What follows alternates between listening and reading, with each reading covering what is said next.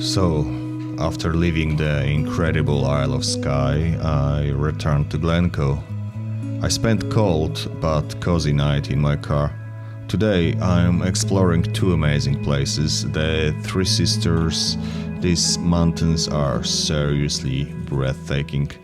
There is a bit of legendary history attached to them, pretty dark.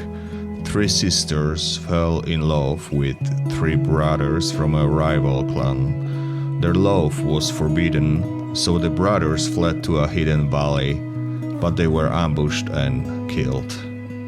Heartbroken, the sisters transformed into the three peaks we see today, forever watching over the glen, a silent monument to their lost love.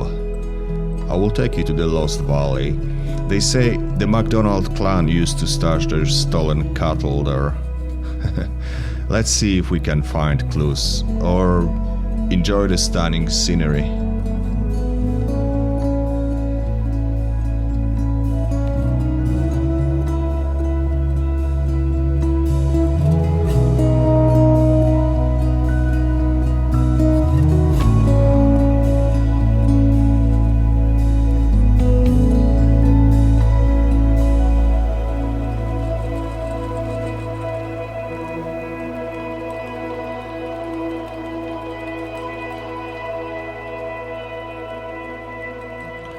Found a joker and a message. Check it out. I will leave everything just as I found it.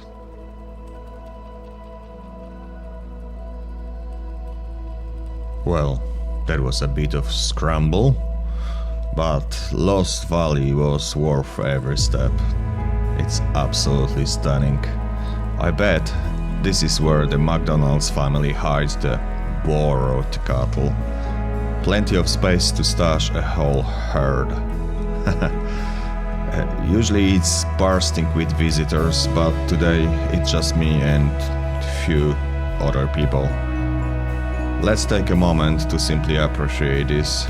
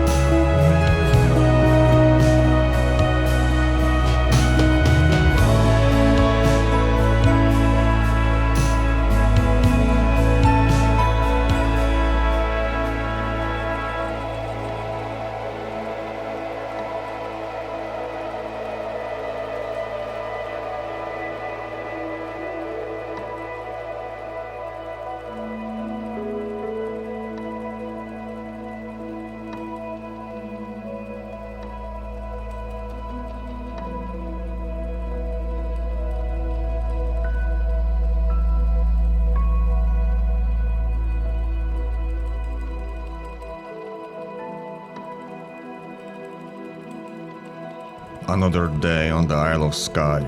I rolled in late last night after a 150-mile drive from Glencoe.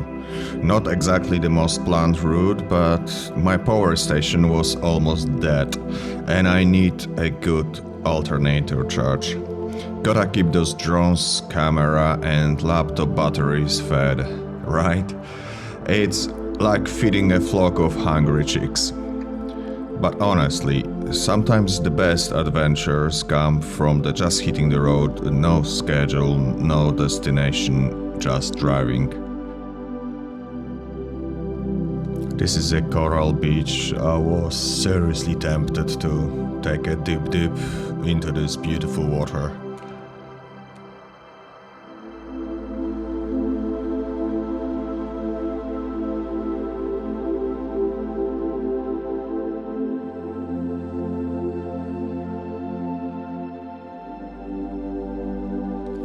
Look what I found.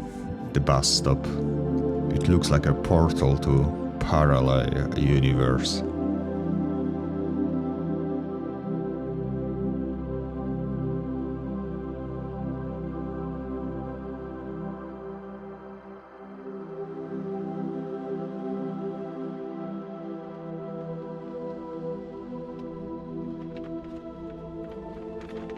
The internet crashed this morning, making my satnav useless. I had to go old school and buy a map. Actually, that was kind of fun. So last night I was thinking where to go today. I read about a guy on the Isle of Rassi who built his own road 1.75 miles precisely. It doesn't sound like much, but the difficulty of the task needs to be seen to be appreciated. I admire stubborn people who take matters into their own hands. It would be great to see a testament to his willpower. Let the rain fall.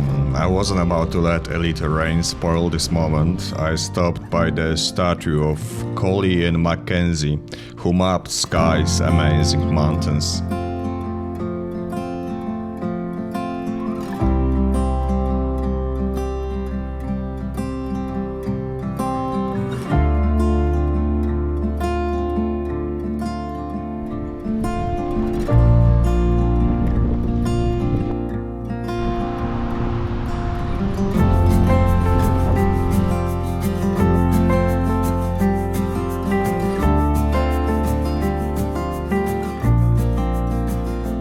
Rassi ferry, a gamble.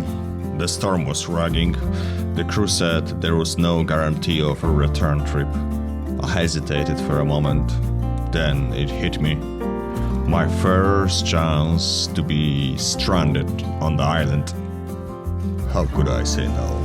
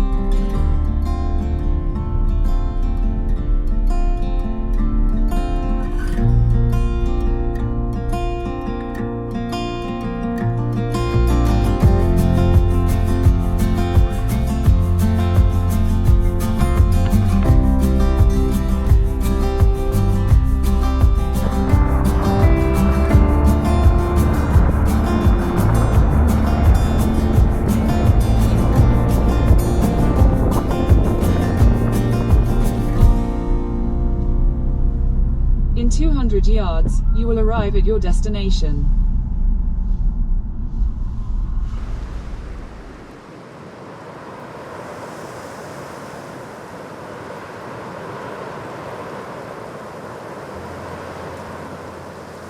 This is the end of Kowloon's Road. See these wheelbarrows? They are not just part of scenery, they are part of the legend. For years, the community here on Rassi tried to get a road built but failed. Then Callum MacLeod, armed with a shovel, a pick, these wheelbarrows, and a century-old manual on the road construction, dedicated a decade of his life to building this road himself. Almost 2 miles of it. Carved from the landscape using mostly his own hands, it takes your breath away and gives you a true appreciation for an epic project and a phenomenal commitment.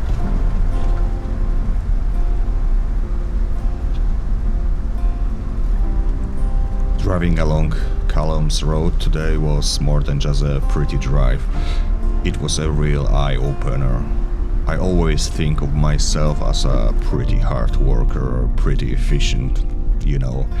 Getting things done is usually my thing, but seeing what Callum MacLeod actually did, almost 2 miles of road, 60,000 tons of stone moved, 6 wheelbarrows and 11 shovels worn out. It's mind-blowing, right? Totally humbling. Honestly, it made all my little excuses, you know, the usual "I'm too tired, I will do it tomorrow" stuff, seem pathetic, so childish. Before today, I would focus on avoiding strangles instead of tackling them straight on. This drive was a wake-up call. It completely changed my perspective. It showed me what's actually possible when you really commit to something, when you don't give up. Callum's dedication is seriously inspiring. I'm definitely going to remember this when I start to feel sorry for myself next time I'm facing a challenge. You really should hear this story. I have linked an interview in the description. Check it out.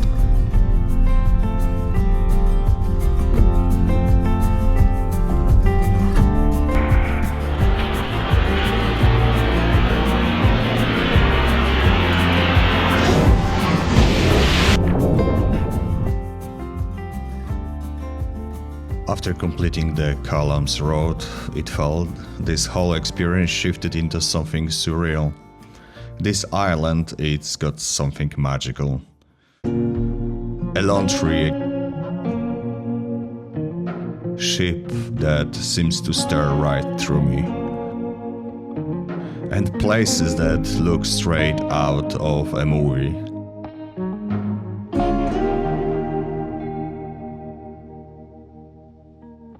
And let's not forget my Tesco's 5-star mushroom soup for supper. What a day.